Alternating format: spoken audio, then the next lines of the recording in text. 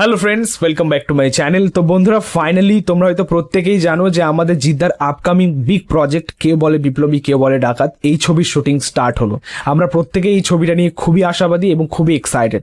সব থেকে বড় কথা, এই মুহূর্তে দাঁড়িয়ে যেটা এক্সক্লুসিভ আপডেট, যেটা এক্সক্লুসিভ আমাদের জন্য, এই ছবির শুটিং সেট থেকে কোনো একটা চরিত্রের লুক আমাদের সামনে এলো, ফার্স্ট লুক আমাদের সামনে এলো। যদিও সেটা আমাদের সুপারস্টার জিতের নয়, জিতের লুক হলে সেটা আলাদাই এক্সাইটিং হতো বিষয়টা, বাট দেখা যাক যে সেই লুকটা কবে আসে, সেই ফার্স্ট লুক কবে আসে। আমরা প্রত্যেকেই চাই যে এই মুহূর্তে এই ছবির একটা ফার্স্ট লুক আসুক। ফার্স্ট লুক না হোক, কোনো একটা চরিত্রের লুক তো আমাদের সামনে এসছে, সেটা নিয়েই কিন্তু আমরা সন্তুষ্ট। বাট হাইপটা বজায় রাখার জন্য, হাইপটা ধরে রাখার জন্য ফার্স্ট লুকটা দরকার ছিল। অনেকটা বড় গ্যাপ হয়ে গেছে আর কি অ্যানাউন্সমেন্টের পরে পরে, তো সেখানে একটা পোস্টার দরকার ছিল। খুব সম্ভবত সেটা 30 নভেম্বর অবধি যাবে, জিদ্দার জন্মদিন উপলক্ষে। সেই দিন হয়তো আমরা কোনো পোস্টার বা ফার্স্ট লুক পাবো। তোমরা সকলেই জানো যে এই ছবিতে টোটা রয়চৌধুরী পুলিশের ভূমিকায় কাজ করছেন। দুর্গা রায় তার চরিত্রটার নাম। তো তারই কিন্তু একটা লুক শুটিং সেট থেকে ভাইরাল হলো, যেটা দেখে খুবই ভালো লাগলো। সত্যি বলতে আমাদের টোটা রয়চৌধুরীকে এরকম কিছু চরিত্র খুব ভালো মানায়।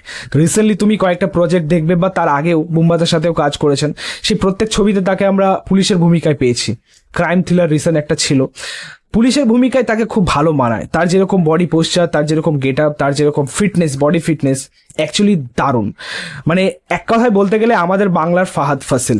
তুমি দেখো, এই মানুষটা বা এই অভিনেতার মধ্যে কিন্তু সেই ক্ষমতাটা আছে, কিন্তু দুঃখের বিষয় আমাদের বাংলা ইন্ডাস্ট্রি তাকে সেভাবে ইউজ করতে পারেনি। রিসেন্টলি তার একটা বলিউডে প্রজেক্ট এসেছিল রণবীর সিং এর সাথে, তো সেখানে তাকে কিভাবে ইউজ করা হয়েছিল, অ্যাকচুয়ালি তাকে যে ওইভাবে প্রেজেন্ট করা হবে কেউ ভাবতেই পারেনি। আমাদের বাংলার মেকাররা তো সত্যি বলতে তাদের চোখ কপালে উঠে গেছিল যে টোটা রয়চৌধুরী ওটা পারে। অ্যাকচুয়ালি অভিনেতাদের মানে নিংড়ে নেওয়ার দায়িত্বই হচ্ছে এখানের পরিচালকদের বা মেকার্সদের। তারা যদি সেভাবে কাজ না করে তাহলে আলটিমেটলি সেই আউটপুটটা পাবে কি করে দর্শক। বাট আমরা আশা করছি যে এই ছবির মধ্যে তাকে আমরা অন্যভাবেই পাবো, এবং খুব ভালো একজন অভিনেতা, সত্যি বলতে ভার্সেটাইল অ্যাক্টর বলতে পারো আমাদের বাংলা ইন্ডাস্ট্রির টোটা রয়চৌধুরী।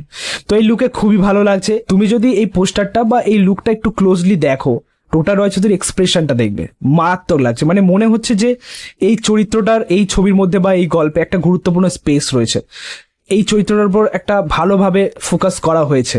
মানে জিদ্দা শুধু কাজ করছে বলে, জিদ্দা আমাদের বাংলার বড় সুপারস্টার বলে তাকে সেভাবে ট্রিট করা হবে, এই ভুলটা আমার মনে হয় এই ছবির মধ্যে সেভাবে করা হবে না। ঠিক আছে, মানে এটা বোঝা যাচ্ছে এই পোস্টারটা দেখে।